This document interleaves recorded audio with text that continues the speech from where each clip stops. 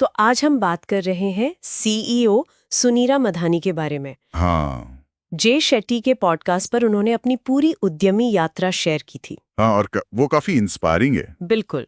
हम उनकी कहानी के खास हिस्सों पर बात करेंगे, जैसे वो समय को कैसे देखती हैं, उन्होंने क्या चुनौतियां झेली, खासकर एक महिला संस्थापक के तौर पर, और कैसे सफलता की अपनी परिभाषा गढ़ी। मतलब एक स्टार्टअप से बिलियन डॉलर कंपनी तक का सफर। और इस पूरी बातचीत से मुझे लगता है ये समझने की कोशिश रहेगी कि समय सिर्फ पैसा नहीं है।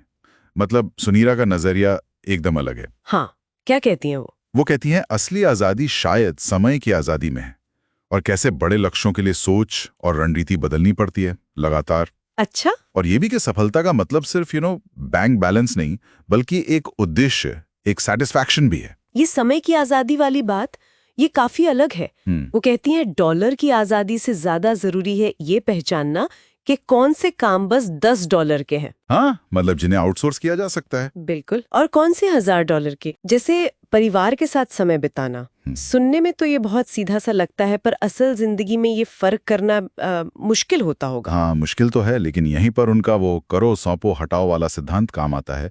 Do delegate delete. अच्छा, डू डेलीगेट डिलीट। ये सिर्फ काम हटाने के बारे में नहीं है, ये है अपनी एनर्जी को सही जगह लगाना जहां सबसे ज्यादा असर हो। और वो नियमित टाइम ऑडिट की भी बात करती हैं। मतलब देखो तो सही कि हफ्ता भर समय गया कहाँ। राइट। लक्ष्य बिजी दिखना नहीं है, बल्कि जानबूझकर एक उद्देश्यपूर्ण जिंदगी जीना है, इंटेंशनली फुल। ये तो सोचने का तरीका ही बदल देता है। बिल्कुल। अच्छा, तो समय को इस तरह देखने के बाद उन्होंने अपना बिजनेस कैसे बनाया, उसको स्केल कैसे किया? वो कहती हैं सिर्फ करो मत, जानो कहाँ जाना है, मतलब मंजिल साफ हो। हाँ, बिल्कुल। और फिर वो 3 का नियम, रूल ऑफ 3, हर दिन या हर तिमाही में सिर्फ 3 सबसे जरूरी काम। क्या ये काफी नहीं है? सिर्फ 3 चीजें।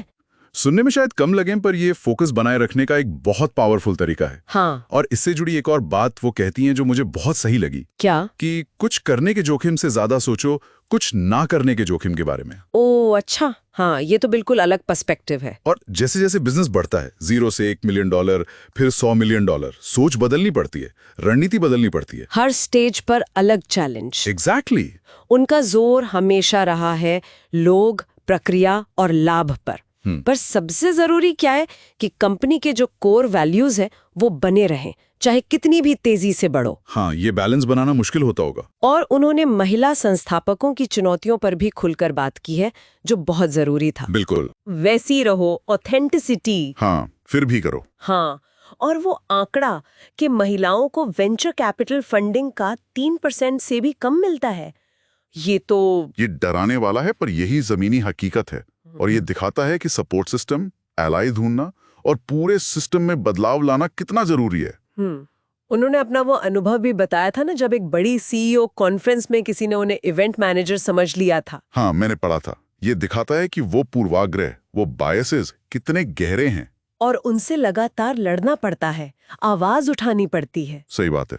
लेकिन जो बात मुझे सबसे ज्यादा चौंकाने वाली लगी वो ये कि $1 बिलियन वैल्यूएशन के बाद भी उन्हें खालीपन महसूस हुआ, बर्नआउट, हाँ। यहाँ तक कि सेहत पर भी असर पड़ा। और यही कहानी में एक बड़ा मोड़ आता है। इस अनुभव के बाद उनका पूरा फोकस ही बदल गया। कैसे?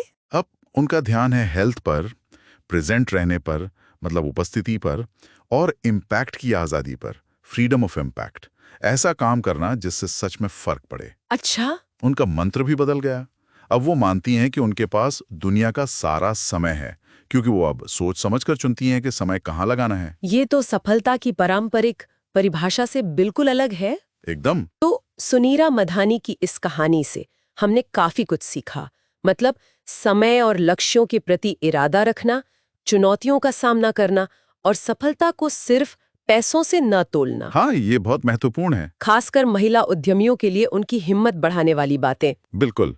और शायद श्रोताओं के लिए एक सवाल हम छोड़ सकते हैं। हाँ, जरूर। कि अपने जीवन में वो कौन से काम हैं जो उनके लिए सच में $1000 के काम हैं, जिन पर वो अपनी ऊर्जा लगाना चाहेंगे।